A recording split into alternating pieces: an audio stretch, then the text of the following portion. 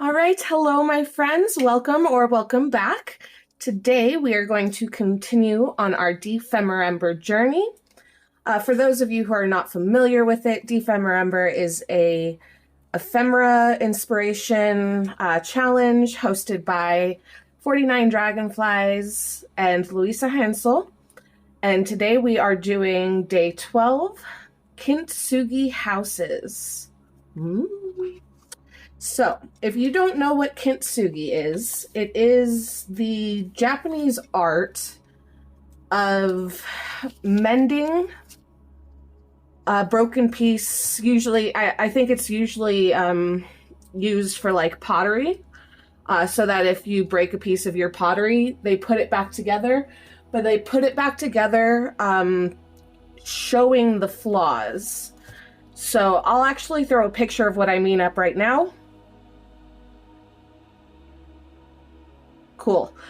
So yeah, that's what Kintsugi is. So this is the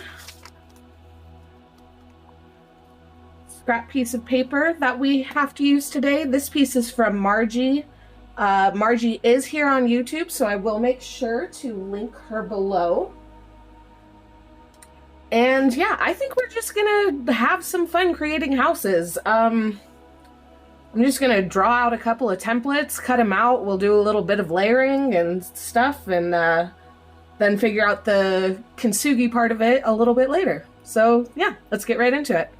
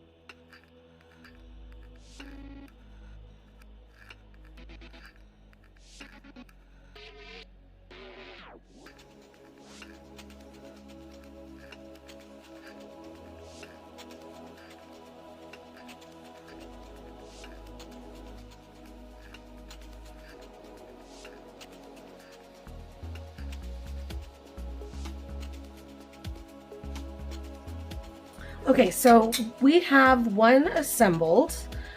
This takes quite a while, so I'm going to do the other 4 off camera. I'm not going to make them all the same. There'll be little, differences between all of them. But I wanted to show you one more step. So you'll notice, like for the windows and the doors, sorry, let me get some water.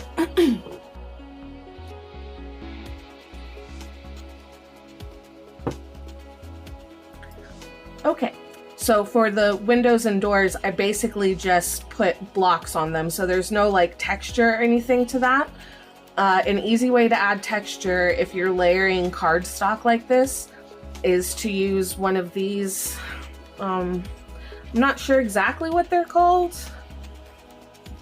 dotting tools maybe. That's what I usually use them for, but they're also really good for something like this. So you can just come in here and with a little bit of pressure, you can get that texture without having to, cut really teeny tiny pieces of cardstock. So we'll just do that for this one really fast, and then I will do the other 4 off camera, and once those are done, I'll be right back with you.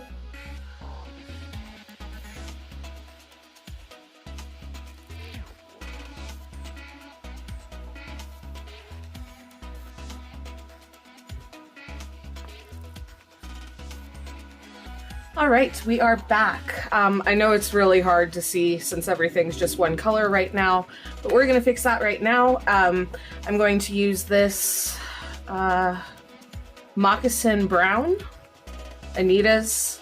It's just a craft acrylic, and I'm gonna go around and paint the roofs, the window frames, and the doors with this.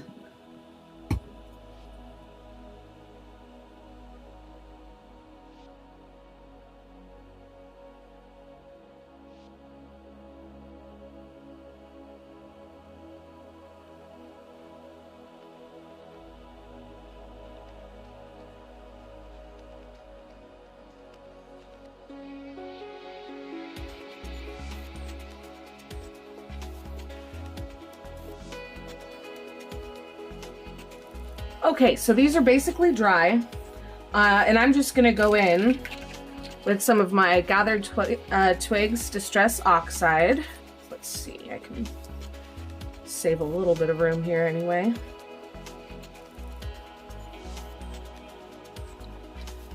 Don't worry about this. I literally got it at the secondhand store. I wanted it for the texture to use in some of my journals, so it does not matter if it gets a little messed up. But I'm just gonna go through. We're trying to give a little bit of texture here.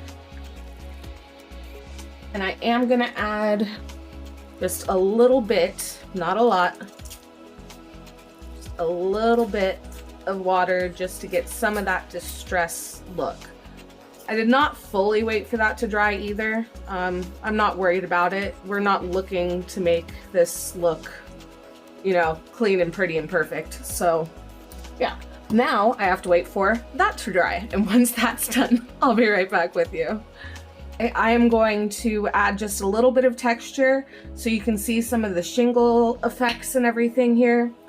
What I'm going to use for that is just my white gesso and a really rough brush. Okay. You want to very lightly load the brush, very lightly. And this isn't going to be pure white because we put that oxide spray on. So I'm just going to pull up.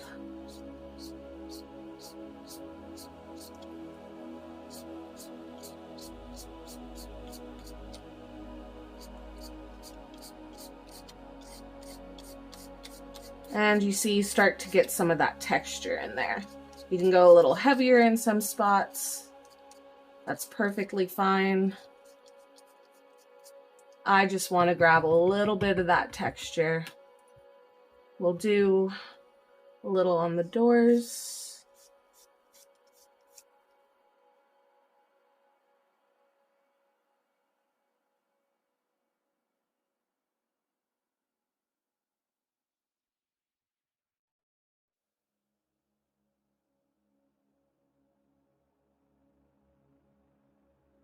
All right, the moment we have all been waiting for, we are going to do what's going to give it the Kintsugi look. So I'm using my metal leaf adhesive for this, and then I have just bits of metal leaf here. I'm gonna do one on screen, and then I'll come back to you when all the rest of them are done. But this is really, really simple. So all I'm gonna do, I am gonna use it for the doorknobs and for the chimney, but for the rest of the house, I'm just gonna go through and give it kind of a crackled look, like it broke apart in some pieces and was mended. So, you know, I'm not 100% sure that this is going to work, but we're gonna give it a shot.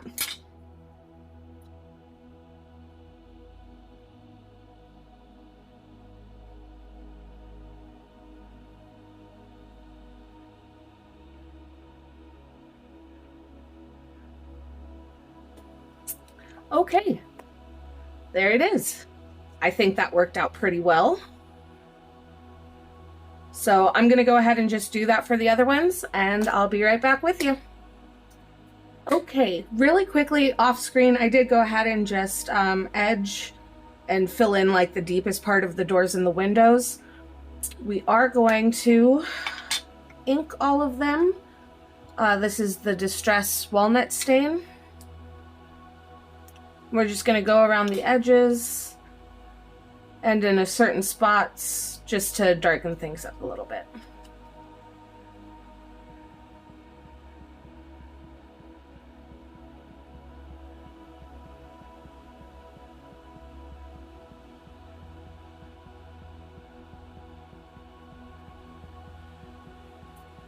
Okay, I'm pretty happy with these. Whoops, I got a little bit of that glue on there.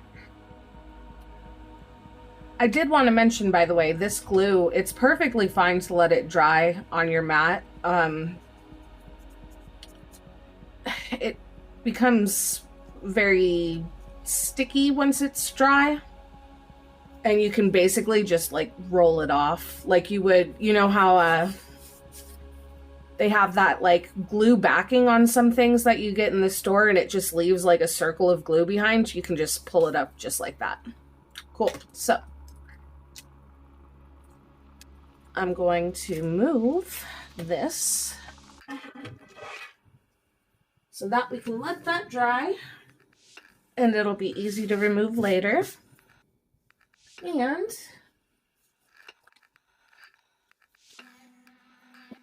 we'll find where we want to put these in here. Oop. One went around one more time than the other. What's happening?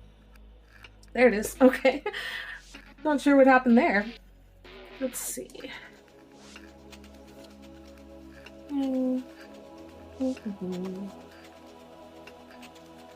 Maybe here?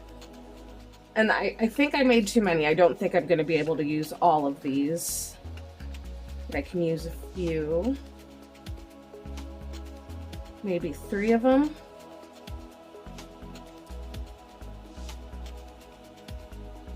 Make them look staggered. Whoop. Or do we want...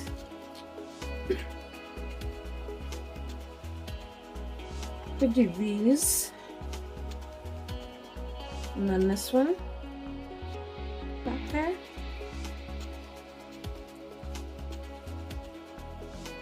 Yeah, because I think what I want to use this for is to make some hills so it looks like each one will have its own little tuck spot.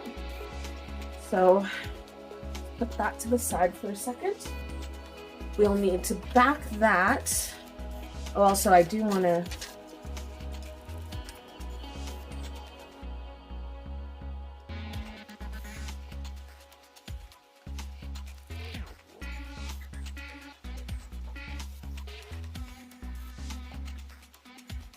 use that for something else in a little while, but I'm just going to really quickly attach this.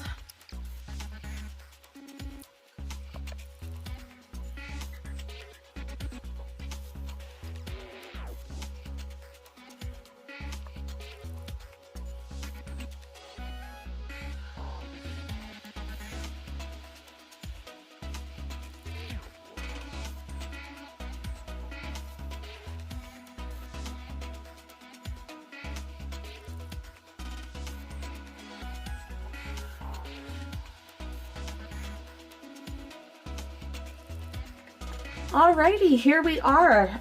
Day 12 is finished. I think these ended up really cute. I'm glad that the actual foil worked out the way that I wanted it to. We got our little village of Kintsugi houses right here. I have plenty of journaling space on the back of those as well as underneath where they currently are. And I added one little surprise. When you lift this guy up, there's the skunk with his little skunk house. I don't know why. I thought it was super, super cute. I felt the need to use one of those skunks, you know, I didn't want to waste them. So yeah, thank you guys so much for coming along with me today. I really, really appreciate you being here. I hope you enjoyed this process. The foiling works really well for this. Yeah, before I forget, let's pull our scrap from tomorrow. For tomorrow, sorry. Okay, today we are pulling from Barbara. I still have not gotten my package from Katie. I'm hoping it comes in the next couple of days. I also have not heard that she's gotten mine, so hopefully she's getting mine in the next couple of days. But let's see what Barbara's gonna give us for tomorrow.